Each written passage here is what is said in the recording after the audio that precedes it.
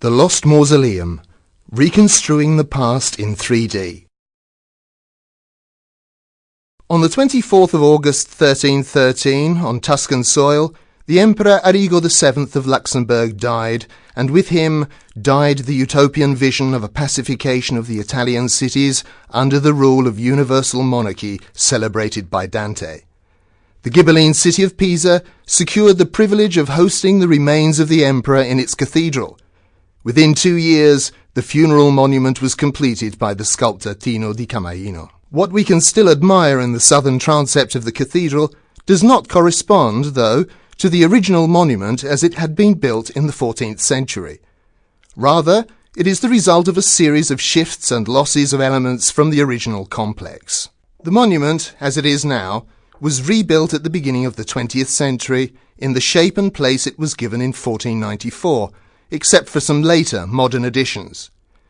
In 1494, it had been removed from its privileged position in the apse of the cathedral and recomposed where we can still see it today.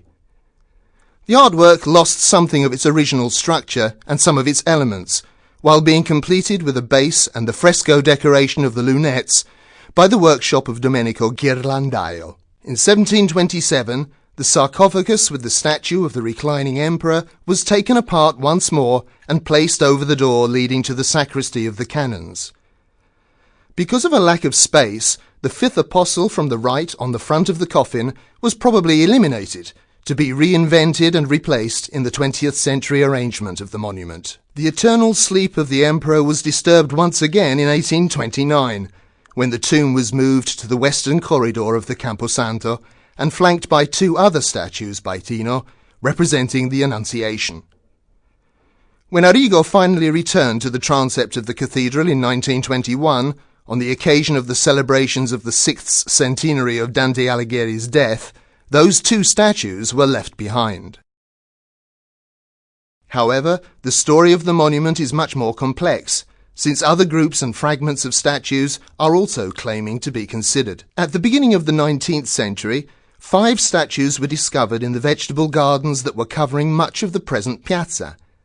Soon they were identified with Arrigo and his councillors and brought to the eastern corridor of the Camposanto in 1825. In 1934, to this group, also recognised as a work by Tino and as an element of the funeral monument, the head of a 5th figure was added. Today it is exhibited in the Museo dell'Opera, together with the statues of the other councillors. There are 2 further elements, 2 statues representing angels, that are traditionally attributed to the imperial tomb. For some time they had been flanking the 15th century monument of the De Ricci archbishop. Originally, this work had been standing in the southern transept of the cathedral, but it had equally been taken apart and moved several times before it was finally brought to the Camposanto in 1829. Today, the 2 angel statues are in the Museo dell'Opera, and because of their stylistic quality and their closeness to works that did certainly belong to Arrigo's monument, they were returned to Tino di Camaino and to the imperial tomb. The same is true for a fragment from a twisted ornate column that was rediscovered in the repositories of the Opera Primaziale, and that was also first moved to the Camposanto and then to the museum.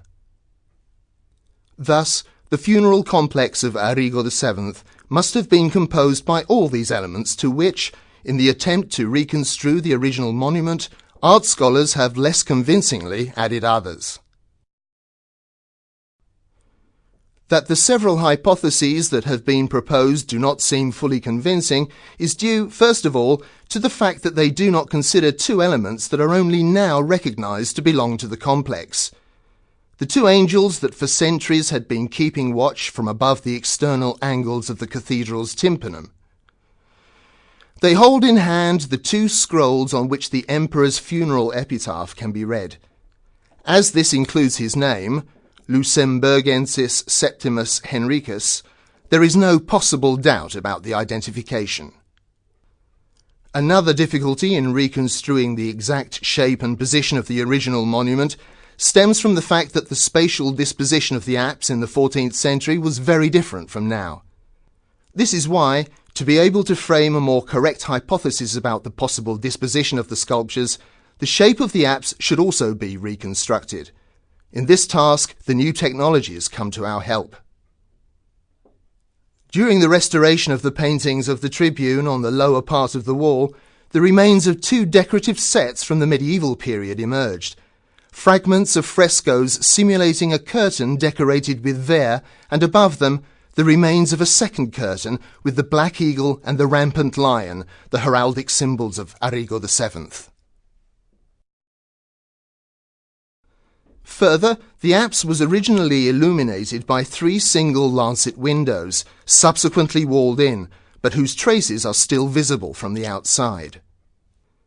In this recreated space, let us now engage in a tridimensional puzzle using the digital models of the statues of the complex.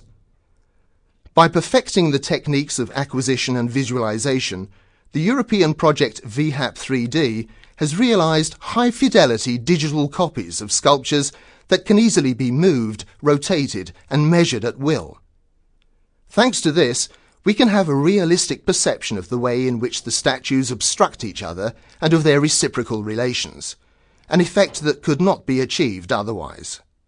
Since there are no extant documents, it is, however, hard to make conjectures about the original layout, nor are there reliable terms of comparison in the contemporary funerary sculptures.